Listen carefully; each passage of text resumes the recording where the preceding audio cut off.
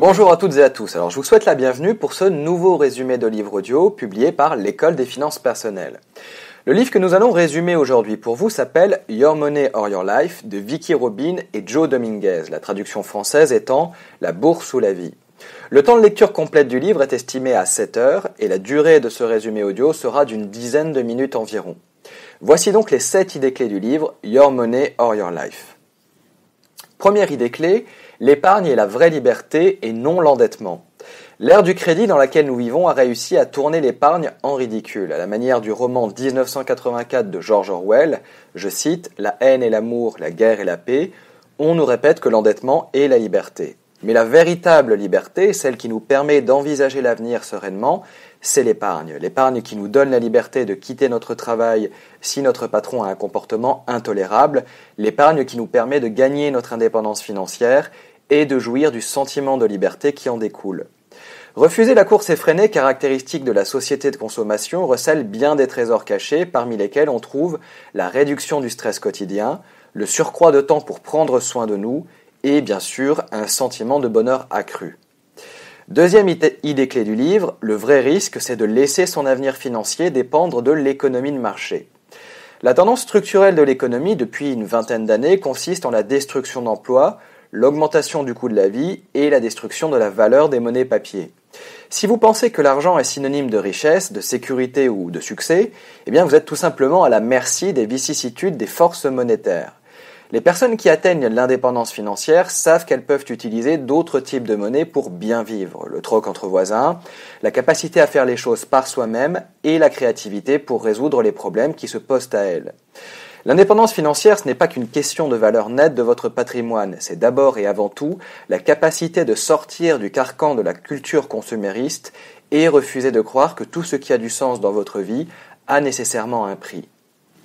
Troisième idée clé, votre vie financière n'est pas une vie parallèle à votre vie quotidienne, elle est votre vie quotidienne.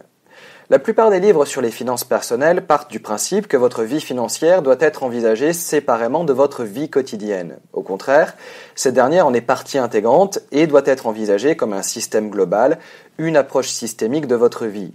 C'est en partant de l'individu que vous êtes, de votre identité et de vos valeurs, que vous parviendrez à transformer votre relation à l'argent. L'objectif, ce n'est ni la frugalité, ni la richesse à tout prix, mais l'intelligence financière qui permet de savoir dépenser son argent pour maximiser son bien-être tout en épargnant pour gagner en liberté. Quatrième idée clé, la rat race ne nous a pas conduit au bonheur que nous recherchions maladroitement.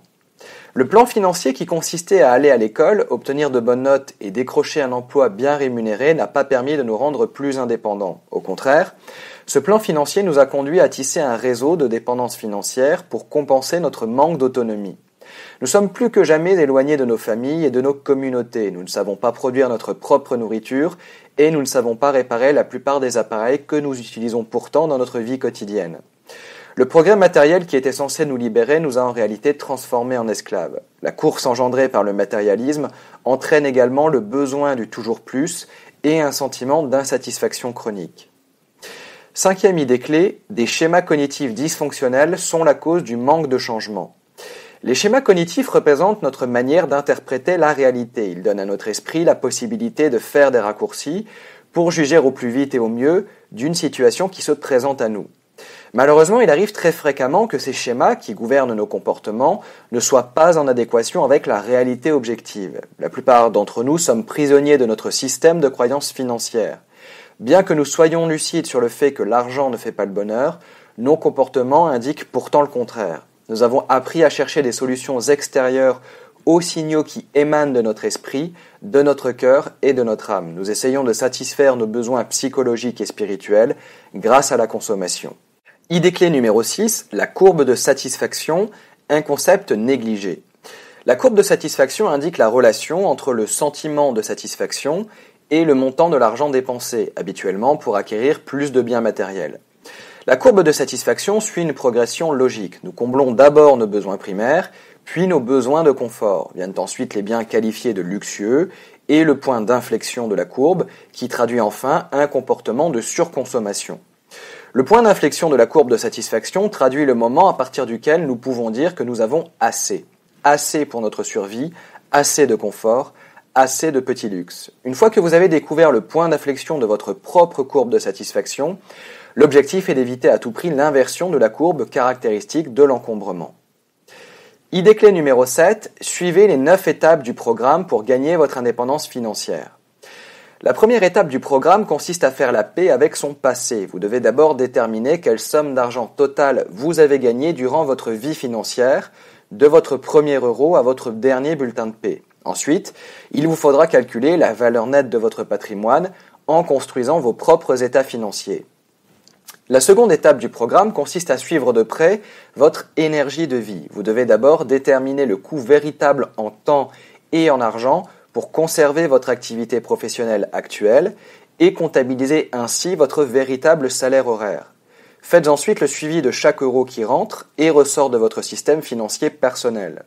L'objectif est de mieux appréhender votre comportement en matière d'argent. La troisième étape du programme revient à utiliser les informations que vous avez recueillies au cours de la seconde phase. Après avoir assuré le suivi de votre argent pendant un mois entier, vous allez être en mesure d'établir les catégories de dépenses qui reflètent l'unicité de votre vie, par opposition au principe générique de la gestion budgétaire. Construisez votre tableau d'entrée et de sortie de votre argent et faites le total de l'argent dépensé dans chaque catégorie, nourriture, vêtements, loyer, etc. Et surtout, n'oubliez pas de convertir l'argent dépensé en heures d'énergie de vie en utilisant le véritable salaire horaire calculé à l'étape numéro 2. À ce stade, la quatrième étape, composée des 3 questions suivantes, doit vous permettre d'y voir plus clair. Première question, ai-je éprouvé suffisamment de satisfaction par rapport à l'énergie de vie que j'ai dépensée? Deuxième question, mon investissement en énergie de vie est-il en adéquation avec mes valeurs et mon objectif de vie? Et enfin, troisième question, comment cet investissement pourrait-il évoluer si je ne devais pas travailler pour gagner ma vie? Il peut s'avérer être intéressant de matérialiser vos réponses à ces questions par un plus, un moins ou un égal devant chaque sous-catégorie de dépenses.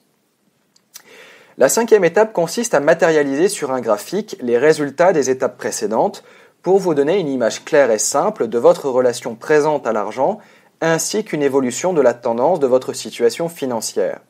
C'est en représentant graphiquement votre vie financière que vous serez en mesure de faire le point sur la transformation de votre relation à l'argent. Cette transformation demande du temps et de la patience, 2 qualités indispensables qu'il vous faudra cultiver pour réussir. La 6e étape du programme consiste à utiliser intelligemment votre énergie de vie et à réduire et éliminer vos dépenses superflues. Il ne s'agit pas ici de frugalité au sens de privation et de frustration, mais d'une frugalité créative au service du sentiment de plénitude plutôt que celui de l'insatisfaction chronique. Pour cela, vous devez avoir pleinement conscience de l'argent que vous dépensez et de la finalité de chaque dépense. Apprenez à choisir la qualité de vie plutôt que le niveau de vie. La 7e étape du programme consiste à analyser qualitativement la manière dont vous dépensez votre énergie de vie. Il est fondamental d'apprendre à briser le lien entre votre identité et votre activité professionnelle. En agissant de la sorte, vous apprenez à maximiser la valeur de l'énergie de vie que vous dépensez pour votre travail, tout en l'échangeant contre le salaire qui correspond le mieux à votre santé et à votre intégrité. La 8e étape du programme concerne le point de rencontre entre les revenus que vous générez par le biais de vos revenus passifs et votre niveau de dépense. Le capital que vous recevez en échange de vos investissements est bien différent de celui que vous générez par le biais de votre activité professionnelle. Il est la représentation graphique et matérielle de votre indépendance financière. En effectuant vos propres projections financières, vous serez en mesure de calculer le temps qu'il vous faudra pour gagner votre indépendance financière.